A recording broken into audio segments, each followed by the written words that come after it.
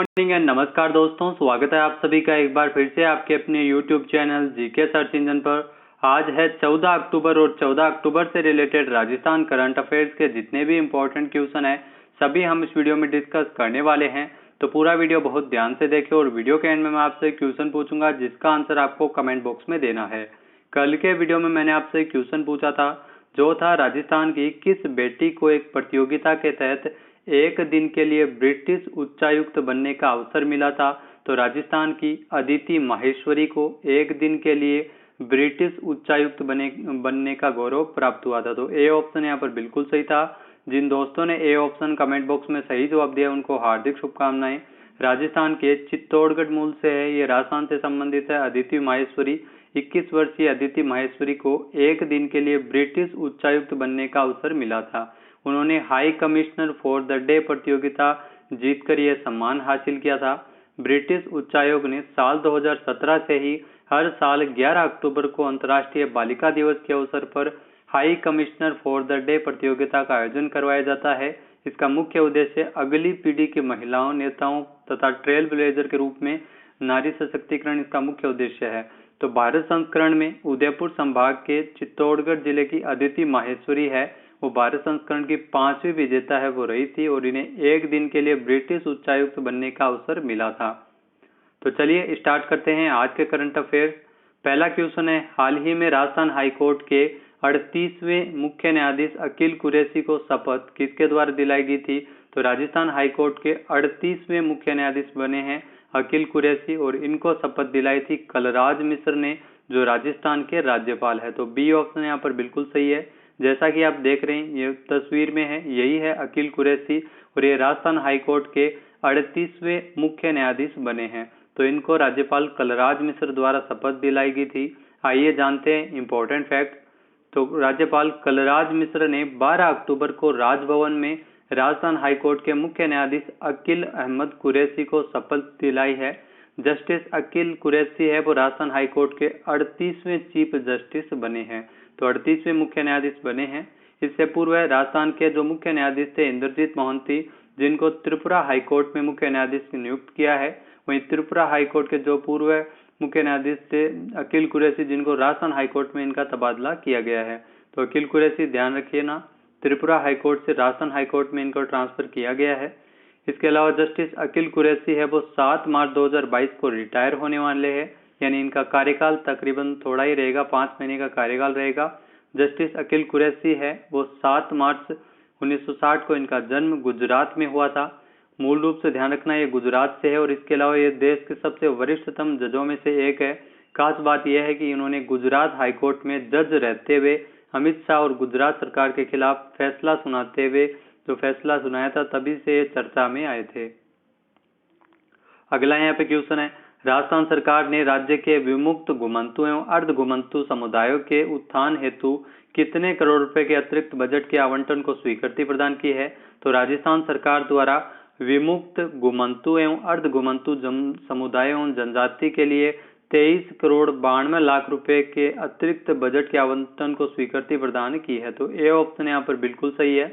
आइए जानते हैं इंपॉर्टेंट फैक्ट। तो राजस्थान सरकार द्वारा राज्य के विमुक्त घुमंतु एवं अर्ध घुमंतु समुदायों के सामाजिक, शैक्षणिक एवं आर्थिक उन्नयन संबंधी गतिविधियों के लिए 23 करोड़ 92 लाख रुपए के अतिरिक्त बजट के प्रावधान को स्वीकृति प्रदान की है। इस स्वीकृति के माध्यम से गाड़िया लोहार, बंजारा, सांसी, बावरी, भाट, नट, मदारी, सपेरा, बहरूपिया आदि समुदायों के कल्याण हेतु साइकिल वितरण, स्कूटी वितरण, छात्रावास संचालन तथा रोजगारोन्मुखी कार्यक्रमों का संचालन किया जाएगा। साल 2021-22 के बजट में राज्य के विमुक्त घुमंतु एवं अर्ध घुमंतु समुदायों के उत्थान के लिए डी नोटिफाइड ट्राइब पॉलिसी लाने तथा 50 करोड़ रुपए की लागत से विकास कोष की स्थापना किए जाने की घोषणा है वो राज्य सरकार द्वारा की गई थी। तो ये आप ध्यान रख सकते हैं। इसके अलावा क्या होता है आइए जानते हैं।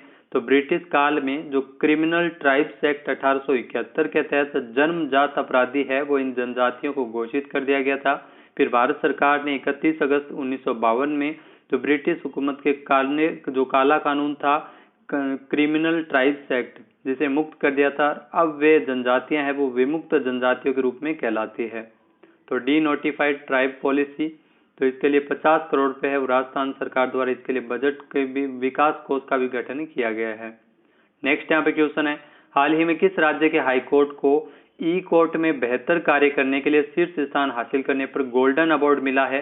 तो राजस्थान हाईकोर्ट को ई कोर्ट में बेहतर कार्य करने के लिए शीर्ष स्थान हासिल करने के लिए गोल्डन अवार्ड है वो मिला है। तो ए ऑप्शन यहाँ पर बिल्कुल सही है। आइए जानते हैं इंपॉर्टेंट फैक्ट। तो ई कोर्ट्स में राजस्थान हाईकोर्ट ने जो कीर्तिमान कायम किया है, ऑल इंडिया में राजस्थान हाईकोर्ट है वो नंबर 1 रहा है ई कोर्ट में, यानी इंटरनेट के माध्यम से कोर्ट है जो एक प्रक्रिया है, शाखा है। लॉकडाउन के दौरान आपने देखा होगा कि राजस्थान हाईकोर्ट में जो पेशी होती थी उस समय जो वीडियो कॉन्फ्रेंसिंग के माध्यम से होती थी, तो ई कोर्ट में बेहतर कार्य करने पे ये गोल्डन अवार्ड है वो राजस्थान हाईकोर्ट को मिला है। हाईकोर्ट में टेक्निकल डायरेक्टर संजय शर्मा को गोल्डन अवार्ड से नवाजा गया था। दूसरे स्थान पर कौन सा रहा है? तो दूसरे स्थान पर छत्तीसगढ़ हाईकोर्ट रहा है जिसके संजय कश्यप को सिल्वर अवार्ड दिया गया। तीसरे स्थान पर ओडिशा हाईकोर्ट के विश्वेश्वर सुबुद्धि को मिला था ब्रॉन्ज अवार्ड। तो राजस्थान है वो शीर्ष स्थान पर रहा है, राजस्थान प्रथम स्थान पर रहा है और इसलिए गोल्डन अवार्ड है वो राजस्थान को दिया गया है। एनआईसी की ओर से वर्चुअल आयोजित समारोह के दौरान ये पुरस्कार दिए गए थे। एनआईसी दिल्ली की जो डायरेक्टर है general doctor Neeta Verma. Next यहाँ पे क्वेश्चन है, भारत के राष्ट्रपति रामनाथ कोविंद ने संवैधानिक शक्तियों का प्रयोग करते हुए राजस्थान हाईकोर्ट में कितने न्यायाधीशों की नियुक्ति के आदेश जारी किए हैं? तो राजस्थान हाईकोर्ट में 5 न्यायाधीशों की नियुक्ति के आदेश जारी किए गए हैं। तो बी ऑप्शन यहाँ पर बिल्कुल सही है। आइए जानते हैं इंपॉर्टेंट फैक्ट। तो भारत के राष्ट्रपति रामनाथ कोविंद ने संवैधानिक शक्तियों का प्रयोग करते हुए राजस्थान हाईकोर्ट में 5 न्यायाधीशों की नियुक्ति के आदेश जारी किए हैं, जिसमें 3 वकील कोटे से है और 2 न्यायाधीश है वो अधिकारी कोटे से है। तो भारत सरकार के एडिशनल सेक्रेटरी राजेंद्र कश्यप ने नोटिफिकेशन जारी करते हुए बताया कि अधिवक्ता कोटे से फरजंद अली और सुदेश बंसल और अनूप कुमार ढंड को है वो नियुक्त किया गया है राजस्थान हाईकोर्ट में न्यायाधीश के रूप में। इसके अलावा जो जुडिशियल ऑफिसर कोटे से विनोद कुमार भवानी और इसके अलावा मदन गोपाल व्यास, जी हाँ, टोटल 5 न्यायाधीशों की नियुक्ति है वो की गई है राजस्थान हाईकोर्ट में। जानकारी के अनुसार अभी वर्तमान में 23 जजों के पद है वो राजस्थान हाईकोर्ट में खाली है।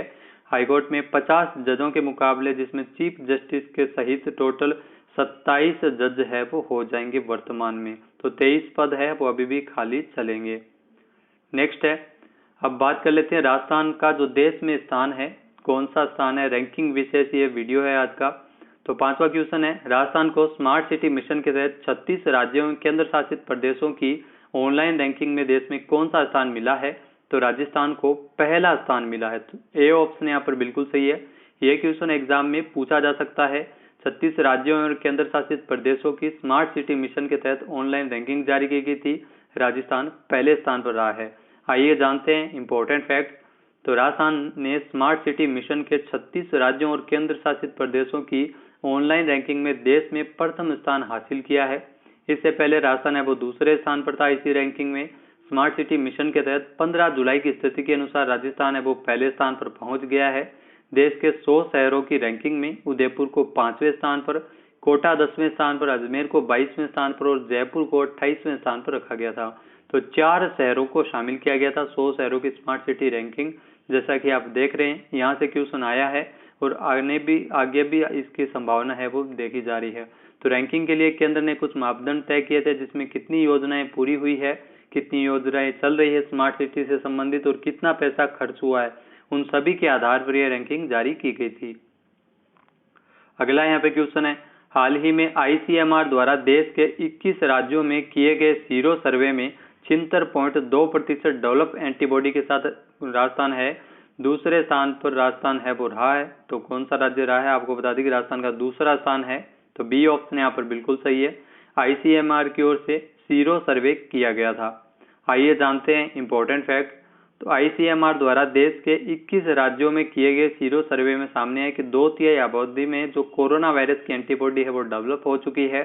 79% एंटीबॉडी के साथ मध्य प्रदेश सबसे आगे है और 76.2% एंटीबॉडी के साथ राजस्थान है वो दूसरे स्थान पर रहा था।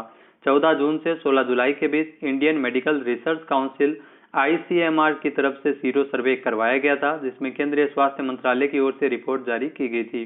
किसी आबादी के ब्लड सीरम में एंटीबॉडी की मौजूदगी का पता लगाने के लिए सीरो स्टडी या सीरो सर्वे है वो करवाया जाता है। नेक्स्ट यहाँ पे क्वेश्चन है, हाल ही में राजस्थान को वन धन योजना के अंतर्गत उभरते हुए राज्य का कौन सा पुरस्कार मिला है? तो ये भी इंपॉर्टेंट क्वेश्चन है, जरूर ध्यान में रखिएगा। राजस्थान को वन धन योजना के अंतर्गत उभरते हुए राज्य में पहला पुरस्कार मिला है, तो ए ऑप्शन यहाँ पर बिल्कुल सही है। आइए जानते हैं इंपॉर्टेंट फैक्ट। तो राजस्थान को वन धन योजना के अंतर्गत उभरते हुए राज्य का प्रथम पुरस्कार मिला है। यह पुरस्कार वन धन योजना के द्वितीय चरण में एक साथ 290 वन धन विकास केंद्र गठित किए जाने के लिए राजस्थान को दिया गया था। भारतीय जनजातीय सहकारी विपणन विकास संघ लिमिटेड ट्राइफेड के 34वें स्थापना दिवस के अवसर पर 6 अगस्त 2021 को नई दिल्ली में केंद्रीय जनजातीय मंत्री श्री अर्जुन मुंडा द्वारा राष्ट्रीय स्तर पर 28 राज्यों में 5 केंद्र शासित प्रदेशों में ट्राइफेड की ओर से संचालित विभिन्न योजनाओं के तहत पुरस्कार वितरित किए गए थे, जिसमें उभरते हुए राज्यों के अंतर्गत राजस्थान को पहला पुरस्कार मिला था। नेक्स्ट यहाँ पे क्वेश्चन है, हाल ही में राज्य स्तर पर पूर्ण जीनोम सीक्वेंसिंग की सुविधा उपलब्ध कराने वाला देश का राजस्थान राज्य है, वो कौन से नंबर पर है? तो आपको बता दें कि राजस्थान है पहला राज्य है जहां पर पूर्ण जीनोम सीक्वेंसिंग की सुविधा है। ए ऑप्शन यहाँ पर बिल्कुल सही है। आइए जानते हैं इंपॉर्टेंट फैक्ट। तो इंपॉर्टेंट क्वेश्चन है, जरूर इसको एग्जाम में पूछा जा सकता है। जयपुर के एसएमएस मेडिकल कॉलेज में 1 करोड़ रुपए की लागत से जीनोम सीक्वेंसिंग की सुविधा है वो शुरू की गई है। खास बात यह है कि राज्य स्तर पर पूर्ण जीनोम सीक्वेंसिंग की सुविधा उपलब्ध करवाने वाला राजस्थान देश का पहला राज्य बन गया था। जीनोम सीक्वेंसिंग की तकनीक के माध्यम से किसी भी वायरस के नए प्रकार के बारे में जानकारी है वो इसके माध्यम से मिल सकती है, तो इसीलिए ध्यान रखना, राज्य स्तर पर पूर्ण जीनोम सीक्वेंसिंग की सुविधा उपलब्ध कराने वाला देश का पहला राज्य है राजस्थान। नेक्स्ट यहाँ पे क्वेश्चन है, हाल ही में किसे प्रधानमंत्री नरेंद्र मोदी का सलाहकार नियुक्त किया गया है? तो ये इंपॉर्टेंट क्वेश्चन है। पीएम मोदी का सलाहकार नियुक्त किया गया है अमित खरे को। ए ऑप्शन यहाँ पर बिल्कुल सही है। ये जो आपको तस्वीर में दिखाई दे रहे हैं यही है अमित खरे, वो ये प्रधानमंत्री नरेंद्र मोदी जी के सलाहकार बने हैं। आइए जानते हैं इंपॉर्टेंट फैक्ट। तो पूर्व आईएएस अधिकारी अमित खरे को प्रधानमंत्री नरेंद्र मोदी का सलाहकार नियुक्त किया गया है। इन्हें भारत सरकार के सचिव के पद पर और वेतनमान में 2 वर्षों के लिए नियुक्त किया गया है। ये बिहार झारखंड कैडर के 1985 बैच के अधिकारी है, आईएएस अधिकारी है, पूर्व आईएएस अधिकारी है, और इन्होंने दिसंबर 2019 में शिक्षा मंत्रालय में उच्च शिक्षा विभाग के सचिव का पदभार भी ग्रहण किया था। नेक्स्ट यहाँ पे क्वेश्चन है, हाल ही में आपदा जोखिम न्यूनीकरण के लिए अंतर्राष्ट्रीय दिवस कब मनाया गया है? तो आपदा जोखिम न्यूनीकरण के लिए अंतर्राष्ट्रीय दिवस 13 अक्टूबर को मनाया गया है। ए ऑप्शन यहाँ पर बिल्कुल सही है। आइए जानते हैं इंपॉर्टेंट फैक्ट। तो आपदा जोखिम न्यूनीकरण के लिए अंतर्राष्ट्रीय दिवस है वो हर साल 13 अक्टूबर को मनाया जाता है। इस दिन को मनाने का उद्देश्य आपदा जोखिम जागरूकता और आपदा न्यूनीकरण की वैश्विक संस्कृति को बढ़ावा देना है, जोखिम कम करना इसका मुख्य उद्देश्य है। इस दिवस की शुरुआत है वो 1989 में संयुक्त राष्ट्र संघ द्वारा की गई थी। हर 2 वर्ष में आपदा जोखिम न्यूनीकरण के लिए संयुक्त राष्ट्र कार्यालय की ओर से विश्व भर में जोखिम स्थिति की जांच के लिए विशेषज्ञों और नव प्रवर्तकों के साथ है वो कार्य किया जाता है। तो 13 अक्टूबर को आपदा जोखिम न्यूनीकरण के लिए अंतर्राष्ट्रीय दिवस है वो हाल ही में मनाया गया है। बात कर लेते हैं आज के हमारे क्विज की। तो आज का हमारा क्विज है, अडानी समूह ने कब से जयपुर इंटरनेशनल एयरपोर्ट का नियंत्रण एयरपोर्ट अथॉरिटी ऑफ इंडिया से हासिल किया है? एक बार फिर से सुनिएगा, अडानी समूह के द्वारा जयपुर इंटरनेशनल एयरपोर्ट का नियंत्रण एयरपोर्ट अथॉरिटी ऑफ इंडिया से कब से हासिल किया गया है? इसका सही आंसर आपको कमेंट बॉक्स में देना है। और अगर ये वीडियो आपको पसंद आए तो इसे लाइक और शेयर जरूर कीजिएगा, साथ ही साथ हमारे चैनल को भी जरूर सब्सक्राइब करें। इस वीडियो की जो पीडीएफ फाइल है वो आप वीडियो के डिस्क्रिप्शन बॉक्स से डाउनलोड कर सकते हैं। इस क्वेश्चन का आंसर आप वोट करके भी कर सकते हैं। वीडियो कैसा लगा कमेंट बॉक्स में जरूर बताइएगा। वीडियो देखने के लिए धन्यवाद। जय हिंद, जय भारत, जय राजस्थान।